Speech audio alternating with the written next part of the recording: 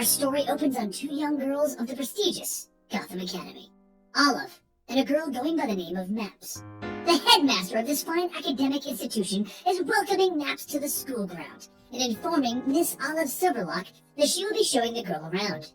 But Olive and Maps already know each other. Olive is, or was, dating Maps' brother Kyle. She doesn't really know anymore. After this summer, she hasn't spoken to Kyle and she hasn't told Maps, so Maps thinks her brother and Olive are still dating.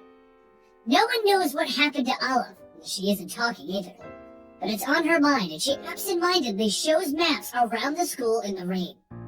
Things have been rough for Olive, not because she's dealing with the popular kids like Palmline French, or the troublemaking kids like Colton Riviera, but she's also hearing rumors that Gotham Academy is now haunted. And her roommate isn't liking this new depressed Olive, the one that stares at the pictures of her mother and of her and Kyle. So she just wants to have fun and relax, and explore the massive grounds that make up this academy. Olive finds Maps drawing up the school grounds, and she asks her, "Tomorrow do you want to skip the assembly and check out the creepy parts of the old chapel instead?" So while the assembly comes together below them, the two girls begin to snoop around the attic of the chapel. It seems pointless, and they aren't finding anything of interest, until Maps looks out the window, and she swears that she sees something moving in the North Hall. The North Hall was declared unsound after an incident during the summer, and no one should be there. But sure enough, Olive believes Maps. So the two of them decide to climb a little higher to the belfry, so that they can get a better look. But since it's all broken and damaged, Maps has to lead the way, explaining that she knows exactly how to traverse broken beams and iffy walkways. She is always her party leader in their local role-playing game. Once they reach the top, Maps comments that they can see all of Gotham now. And that's when they see the bat signal come on. "Ugh, I hate that thing," Olive says. "No, it means we're on the right track," Maps tells her. And then Maps falls off the belfry when the ledge gives way. She begins to hang for her life off of a gargoyle, asking for Olive's help. With tears streaming down her face in fear, she screams, "Olive! Olive!" And Olive vanishes somewhere else on the roof. But then we see a rope come down the side, and Olive begins to rappel down to get Maps. Both girls begin to clutch to the rope for their dear lives, when suddenly bats begin to fly out of the belfry, and both girls lose their footing and they begin to fall to the bottom of the rope, where they dangle in front of the window, which is overlooking the entire assembly. The keynote speaker, Bruce Wayne, turns around and sees the girls. Olive. Both of the girls are brought to the nurse's office to see if they're okay, and the nurse shines a light into Olive's eyes to check her pupils. That's when Olive swears she sees Batman coming for her. "No! Get away from me! You're not gonna take me too!" she screams. But as the light is removed from her eyes, she sees that she's yelling at Bruce Wayne. "Sorry, Mr. Wayne. I don't know what happened," she tells him, confused. "That was quite a stunt, Miss Silverlock. I wanted to make sure you weren't hurt. You saved your friend's life, and that was quite a feat." But Olive doesn't care about that. Kyle and Maps thank her for saving Maps, and Maps exclaims it's just like Batman saved her. Olive just walks back to her room to call it a night, and when she gets there, she finds her roommate cowering beneath the covers. She swears she saw the ghost. Olive, on the other hand, thinks that it was just the bat signal shining through the window. They'll be fine. Olive is kind of right. It wasn't a ghost, but there is an eyeball staring at them through the walls. The next night, Olive is trying to have a normal life while reading the diary of Millie Cobblepot, a member of the Cobblepot family that went missing back in Gotham's earliest days, because she went crazy. When out of the window, she swears that she sees something odd, people in cloaks running past holding a weird object. Only in Gotham can you see this. Olive then goes to class the next day, where she volunteered to work with the popular girl, Palmline. They need to get their Gotham history projects done, so they begrudgingly go to the library together. And then with the help of the librarian, Mr. Scarlet, Olive tries to find the book, The Gates of Gotham, and that's when she sees an odd boy with very red eyes. He was just looking at her, kind of weird, and then he was gone when Palm interrupted her. The book that Olive and Palm were looking for contains maps of the school's grounds and various other interesting facts that were handwritten into it, like the fact that there's a cemetery behind the North Hall. But Palm quickly takes the book from Olive. "All this time it was right there?" Olive is curious. "What do you mean, all of this time? Keep your nose in your business if you don't want to lose it." And then Palm leaves. "Smell you later, bandwagon." Olive spends the rest of her day hiding beneath the bleachers because she doesn't know what to do. She can't tell Kyle what happened, but she really doesn't want to just end it with him. One of the teachers then finds her and helps her out, telling her that the summer didn't change who she was deep down. She decides to keep digging until she can find herself. Thinking about it, Olive returns to her room to find Maps is there about to hit the wall with a hammer. Olive's roommate apparently asked Maps to find out what she keeps hearing in the walls, and Maps' answer was to tear the walls apart. Olive storms over to Maps and begins to drag her out of their room before they can all get caught out after curfew. But that's when they see the cloaked figures running across the school grounds again. They follow the person and they find the graveyard behind the North Hall. And then they find an odd-looking crypt in a tree. Maps is crazy excited because all of her dungeon crawling fantasies are about to come true. But Olive just wants to know what's going on. And when they finally get inside, they see 3 people in cloaks and masks chanting. Olive quickly recognizes the book that Palmline took from her, and she walks over to the chanting fools and takes it. This doesn't belong to you. Palmline tells her to give it back, and they accidentally knock over one of the candles. But Olive has had enough of being pushed around. No, you don't know who you're dealing with, she tells Palmline, and I swear, the flames around Olive seem to react and swirl around her. The other 2 that were with Palmline threw water onto the flames, and they put them out, leaving Olive standing there dripping. And that's when all 5 kids went back to their rooms. The next night, more oddities happen when Olive's roommate shrieks because she swears that she sees the ghost. As a matter of fact, it's Millie Cobblepot's ghost. Palmline also shows up and blames Olive. It's all your fault that Millie Cobblepot's ghost is roaming free. But before Palm can explain further, the headmaster arrives and they agree that they'll discuss everything tomorrow. Palmline explains that she was just goofing around and that she summoned a Millie Cobblepot's ghost, or someone else's ghost. Either way, she summoned a ghost. So Olive agrees to give them a hand, but before they can make any other plans, Kyle finally finds her. Olive, we need to talk. And they do just that at the local creek. Kyle explains that he missed her, and he just wants to know what's going on. So Olive explains that she didn't mean to push him away. It's just that her mom, she's been sick and in the hospital. And the hospital collapsed, putting her mother on life support. Kyle pauses. I didn't know, I'm sorry. I still care about you, Kyle, she says, slightly touching his hand. But you need space, I get it. Look, I'll always be here for you if you need me. It's okay to break my heart, I can take it. Just don't break Maps' heart, too.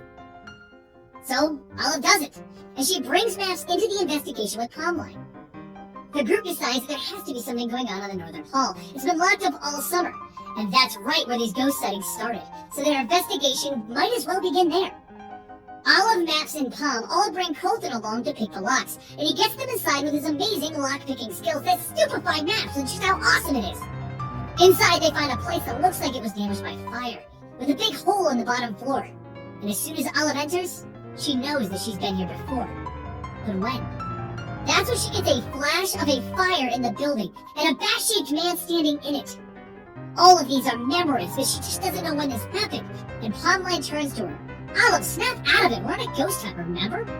All of the kids go to the hole, and Palm uses her phone to shine down into it to see what's going on down there. And that's when she accidentally drops her smartphone. Oh well, I have 2 more back in my room, she tells the group, and she begins to get up and leave. But Olive can't even afford one of these, so she reaches down into the hole for it. And that's when a big green scaly hand comes up. All of the kids panic and they run out of the building. The next day, both Olive and Palm look at the sealed North Hall. That wasn't Millie's ghost, Olive tells her, and Palm agrees. That was something else. But the facility knows that somebody went into there and they've sealed it up for the safety of the students. Olive begins to wander around the campus trying to decide what's going on and what she should do when she accidentally falls down some stairs and is caught by the mysterious boy with red eyes. Shocked, she asks him, "How did you—" But he cuts her off. "This isn't the first time that I've caught you, Olive." And he walks away, leaving her to her own thoughts again. That night, as they're sitting in her room, Olive and Maps begin to try and put this all together and come up with a plan to investigate and where to go. When Maps begins to shout, "Look, Olive!" And outside of their window appears to be a corpse. The corpse of Millie Cobblepot! Olive has had enough of this ghost nonsense, and she runs over to the window, breaking it with her flashlight, and she grabs the ghost. It's just a mannequin with a dress on. So Olive tells Maps to stay in the room and keep packing for their investigation, while she goes to the roof to see who's behind this. And who's behind this whole ghost thing? It's one of Palm's 2 friends. As it turns out, he has a bit of a crush on her, and he wanted to make her happy, so he was trying to make her think that she had summoned the ghost. Olive tells him that if he cuts it out, she'll keep this between them, but she does want some information. Who is the blonde kid with red eyes? "Oh, that's Tristan Gray, some kind of exchange student," he says. Well, with those two mysteries solved, Olive begins to walk down the steps, and that's when she begins to remember some lines from Billy Cobblepot's journal. One about secret passageways and loose stones with a special symbol on it. Seeing the symbol, she decides she's going to press the loose stone and see what happens. And that's when she reveals a hidden passageway in the building. Oh boy, this girl is all about adventure, huh guys? So in the middle of the night, she begins to creep behind the girls' dorm, and she discovers that there's a peephole into every one of the girls' rooms. So she runs to the backside of her own room where she can see that Maps is still trying to pack their bags, and she yells for Maps to join her in this hidden passageway. Well, curious as ever, Olive keeps going, figuring that Maps will just catch up.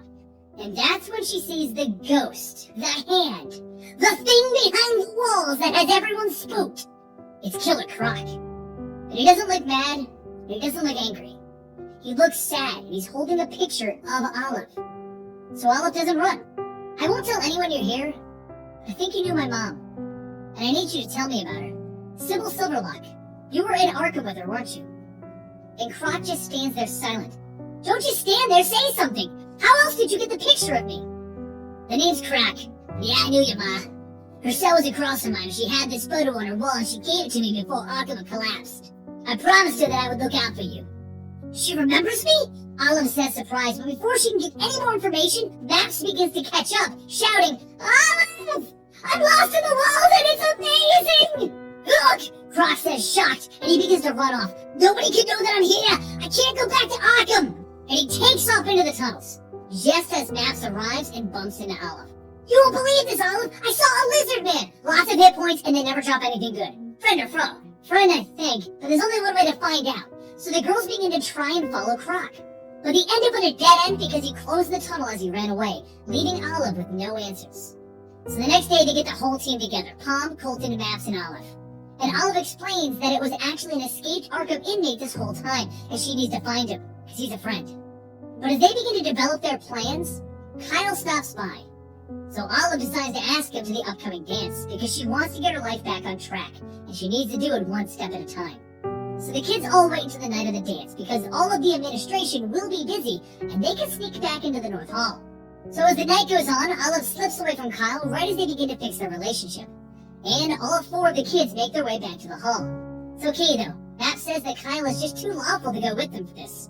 The first thing that they do is they need to break into Headmaster Hammerhead's office to get Colton's bag of tricks. And Hammerhead has some kind of crazy ruined riddle lock, something right up Maps' alley. While in the office getting back Colton's things though, Maps also finds a crossbow and she hands it to Olive, just in case. They then all make their way across the school grounds, heading back to the girls' dorm where the tunnel entrance to the North Hall is. And that's when Olive sees the giant bat flying overhead, so she takes a shot with this new crossbow. This bat thing has been haunting her since the summer. She has to hit it. And she does. Oh no! What did I do, she thinks, and she runs over to where the crazy giant bat thing fell. But as she gets closer, whatever it is begins to yell out, "Get away!" But she can't help herself. So she gets closer and she sees Tristan Gray. Get back! I have the Langstrom man-bat virus. That's why I'm at this school. He's trying to find a cure for me. But last summer I saw you wandering off in a daze, so I followed you. By the time I caught up, you were already in the North Hall and it was on fire, so I ran in to save you. It was Professor McPherson that helped me get you back to the school from there. But before he can explain anything else, Maps once again comes up interrupting, and Tristan takes off for the sky. Before Olive can say anything, Maps begins to drag her off, telling her, "You need to be more careful. Don't worry though, I'll keep you safe." "Thanks, Maps, but I think I can manage," Olive tells her. So the kids all make their way back to the North Hall through the passageways, and they literally use one of Colton's tricks to blow up the covered hole. Panicking, Croc begins to run upstairs, but Olive yells out, "Hey wait! We brought you food!" Well, that's Croc's one weakness. So he sits down with the kids, and he eats, and he tells his stories. "I threw a rock at him!" While the stories are funny, Olive wants to know, "My mom, how did she know about all of these tunnels?" Sybil said a lot of things, but she was right about this boarded up old building, and it was the first place that I found. Someone made a mess of this joint, but it makes for a decent hideout. Poor Olive can't get any more answers though, as 3 smoke pellets begin to roll on the ground towards the kids and Croc. "Oh no! It's Batman! Stay away from me!" Croc shouts. "You won't take me alive!" as Batman jumps in swinging. Olive can't help but stand there in shock. It's him. This is Batman, the guy who took her mother. Batman and Croc continue to fight through the smoke when the police begin to form up outside and announce, Come on, Brock. This is the Gotham Police. We have the building surrounded. Olive can't look away, though. This superhero ruined her life. Furious, she looks down at Coulson's bag on the ground. His bag filled with firecrackers and tools. And she just stares at it until it ignites on fire. The fireworks and crackers all start going off in the building, confusing Batman. Stay away from him! Haven't you done enough already, she shouts. Olive, don't move. But with the building beginning to burn down around them and the structural integrity already ruined, Croc begins to ignore Batman and he grabs the young girl to carry her out of the building and into the tunnels. Mr. Croc, you saved her! You're a hero, Max tells him. With Batman dealing with the fire, all of the kids begin to run back the way they came. But Croc takes Olive elsewhere. Croc, where are we going? The other kids went that way, Olive asks him. I know these tunnels, little Olive. Long before your mother told me about them. Sybil, your ma. I mean, when she gave me the lowdown, at least I think it was Sybil. Sometimes she'd change. She'd have another side of her that wasn't so nice. They typically kept her hopped up on drugs, but when she calmed down, she was herself. It was like she would forget everything that happened to her, everything at Arkham. And she was your ma again. When she looked at me, she didn't see a monster. And she never stopped loving you, little Olive. I was afraid that she'd forgotten everything. Forgotten me. Thank you. This is all wrong. I swore to protect you. But look what happened. Oh, shush, I don't need protecting. I've gotten this far, haven't I? I guess your friends seem alright. And then Croc left Olive as he swam deeper into the sewers alone. You have a little of your ma's fire in you. If that's who you really are, come find me one day, little Olive. So Olive went back to school, where Max was super excited about the adventure they just had. While Olive, she went to the roof to look down at the police trying to find Croc. And that's when Batman found her. You're lucky nobody was hurt. You're lucky you weren't hurt. Don't pretend like you care. You took my mom away. You destroyed my life. You destroy everything. You were reckless back there. Croc is dangerous and belongs behind bars. So was your mother. It was the only way to save Gotham. No, we lost everything and then she couldn't get her medication. None of this is her fault. Don't you get that? One day you'll understand. Now I need Billy Cobblepot's diary. I don't have it. It was in the bag of fireworks and it's probably up in smoke now. And with that, Batman left. So the next day at lunch, the kids began to go over everything. The ghost wasn't a ghost and the monster in the walls was only Croc. But they saw Batman and they had a crazy adventure. And Kyle, well, he wants Olive to know that she can trust him. She didn't have to slip off. So all of the kids begin to figure out that these buildings are all connected to Arkham Asylum, and Max decides they need to investigate the rest of these buildings. So, it's time to make the Detective Club with exclusive membership. And thus, the Gotham Academy Detective Club was born. Nothing bad can come out of this. And things in the Academy are only about to get more interesting with their newest student, Damian Wayne, son of Bruce Wayne.